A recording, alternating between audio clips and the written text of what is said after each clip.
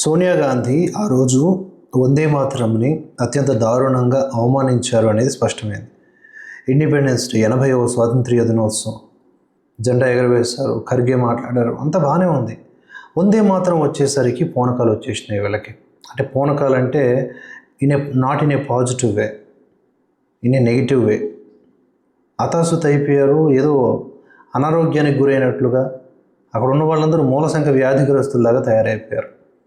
ఎందుకు ఇలా చేశారు, ఎంత దారుణంగా ఎందుకు అవమానించారు అంటే జయరాం రమేష్ గారు కానీ లేకపోతే ఇతర కాంగ్రెస్ నేతలు ఖర్గే గారు నిల్చోలేకపోతా ఉన్నారు, కూర్చోండి అని చెప్పేసి ఆవిడేదో వారించబోతా ఉన్న సందర్భాన్ని మీరు వక్రీకరిస్తూ ఉన్నారు, మేము వందే మాతరంని అవమానించలేదు అని మాట్లాడుతూ ఉన్నారు.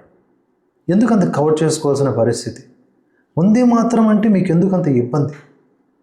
ఈ నేల తల్లి, ఈ మాతృభూమి, వందే మాతరం, నన్ను నిలబెడుతున్న ఈ నేల నాకు తల్లి లాంటిది అనే భావనకి లోనే ఆ తల్లికి నమస్కరిస్తున్నాను అని అనడంలో నీకు ఏమొడ్డొస్తోంది? ఏ సిద్ధాంతం నొప్పి పుట్టిస్తోంది? అంతటి సంకుచితమైనటువంటి విధానం నింపుతున్నటువంటిది అది మతమైనా, సిద్ధాంతమైనా, పార్టీ అయినా, ఇంకేదైనా పెంటైనా అది దేశానికి ప్రయోజనకరమా?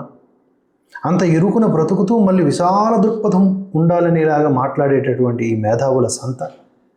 భారతదేశానికి బోర్డర్లు ఉండకూడదు, ప్రపంచంలో ఉన్న ఎవరైనా మన దేశంలో బ్రతకొచ్చు, మనం ఇంకెక్కడైనా బ్రతకొచ్చు అనేలాగా, బోర్డర్లు లేకుండా ప్రపంచమంతా ఒకటైపోవాలని విశాలంగా మాట్లాడేవాళ్ళు వందే మాతరం అనడం దగ్గర తమ సంకుచితత్వాన్ని ప్రదర్శిస్తూ ఉన్నారు. ఇంత దారుణం, ఇంత దేశద్రోహం ఇంకోటి ఉండదు. రీసెంట్గా చట్టం కూడా ఆమోదించబడింది.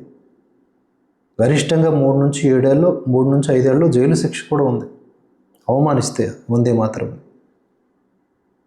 లీగల్గా బీజేపీ వెళ్తుందో లేదో మనకు తెలియదు, కానీ లీగల్గా వెళ్ళొచ్చు.